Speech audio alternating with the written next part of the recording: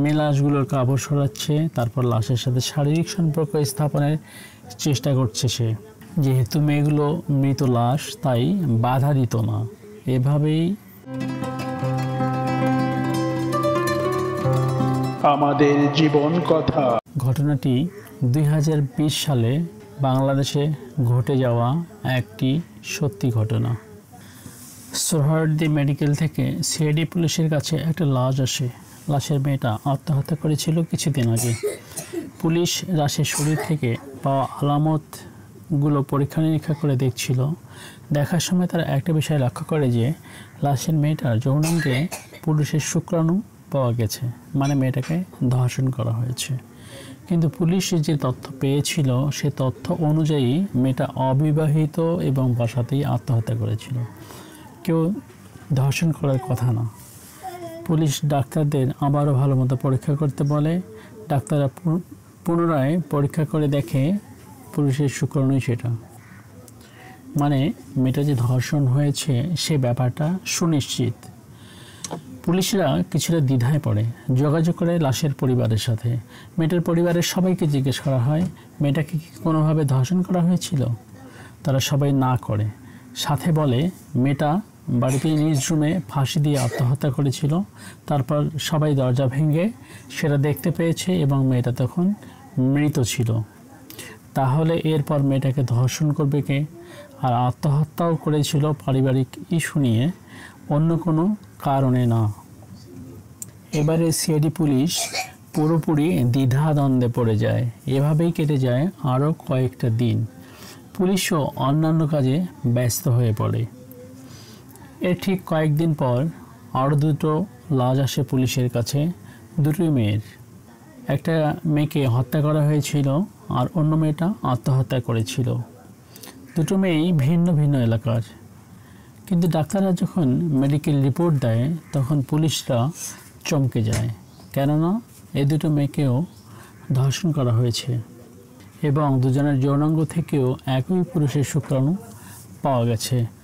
Police আরও বেশি বিচলিত হয় যখন ডাক্তাররা এসে বলে কিছুদিন আগে যে মেয়েটা আত্মহত্যা করেছিল এবং পুলিশ যে মেয়ের পরিবারের সাথে যোগাযোগ করেছিল সেই মেয়ের যৌনাঙ্গে পাওয়া শুক্রাণু এবং এই দুটো মেয়ের যৌনাঙ্গে পাওয়া পুরুষের শুক্রাণু একই, মানে একই ব্যক্তি ধর্ষণ করেছে তাদেরকে।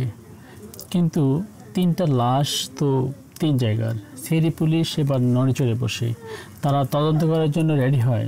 তারা প্রথমে তারা মনে করেছিল কোনো সিরিয়াল কিলারের কাজ এটা এবং সেভাবেই তদন্ত করছিল।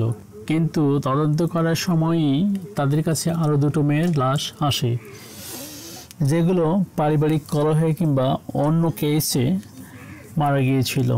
কিন্তু তাদের যৌনাঙ্গেও পুরুষের শুক্রাণু পাওয়া যায় এবং এটাও আগের ওই একই পুরুষের শুক্রাণু। পুলিশের মাথায় এবার আকাশ ভেঙে পড়ে। তারা যেভাবে তদন্ত করছিল সেই নিয়ম বাদ দিয়ে এবারে ভিন্নভাবে শুরু করে। তারা প্রথমে খোঁজ শুরু করে এই লাশগুলো কোন কোন থানা থেকে এসেছে। খুঁজতে গিয়ে তারা দেখতে পায় লাশগুলো মোহাম্মদপুর থানা এবং কাফরুল থানা থেকে এসেছে। একই থানার লাশগুলো ডোমঘরে থাকার সময় সেটার দায়িত্বে কে কে ছিল সেটা খুঁজতে থাকে পুলিশ। তারা খুঁজতে খুঁজতে সন্ধান পায় লাশগুলো অনেক দিন যাবত সোহরাওয়ার্দী মেডিকেলের লাশ কাটাঘরে রাখা হয়েছিল। পুলিশ এবার আরও জোরালো তদন্ত শুরু করে। কে কে এই ঘরের দায়িত্বে ছিল, কে কোন সময় ঢুকতো বের হতো, সব ফাইল করা শুরু করে। যারা যারা ছিল তাদের গতিবিধি ফলো করতে থাকে সিআইডি। এভাবে আরও বেশ কয়েকদিন কেটে যায়। তারপর পুলিশের এক লোক ইনভেস্টিগেট করার সময় দেখতে পায় মুন্না নামের একটা ছেলে লাশ কাটা ঘরে ঢুকে মেয়ে লাশগুলোর কাপড় সরাচ্ছে, তারপর লাশের সাথে শারীরিক সম্পর্ক স্থাপনের চেষ্টা করছে সে।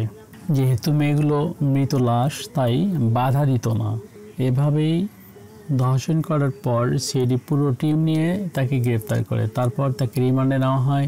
রিমান্ডে নেওয়ার পর সে স্বীকার করে 2019 থেকে 2020-এর আগস্ট পর্যন্ত সে অনেকগুলো মেয়ের লাশের সাথে শারীরিক সম্পর্ক করেছে, মানে ধর্ষণ করেছে। তার জবানবন্দির জের ধরে 2020 সালেই তাকে জেলে পাঠানো হয়। রিসার্চ এবং তথ্য মতে লাশ কাটা ঘরে মেয়ে লাশের সাথে অনেক আগে থেকেই ধর্ষণের মতো জঘন্য ব্যাপারটা ঘটে আসছে। এই ধর্ষণের আচরণ অন্যান্যগুলোর চেয়ে আলাদা। যেহেতু মৃত লাশ, তাই ধর্ষক যা ইচ্ছা তাই করত। স্তন ধারালো কাটার দিয়ে কাটতো, খাঁজ কাটা ছুরি দিয়ে জনমচ্ছিদ্র করত। তথ্য মতে এই ঘটনাগুলো দিন দিন বেড়েই চলছে। গুটি কয়েক ঘটনা হয়তো আমাদের সামনে আসে, তবে বেশিরভাগই আসে না। কেননা লাশেরা কি আর ধর্ষণের বিচার চাইতে পারে?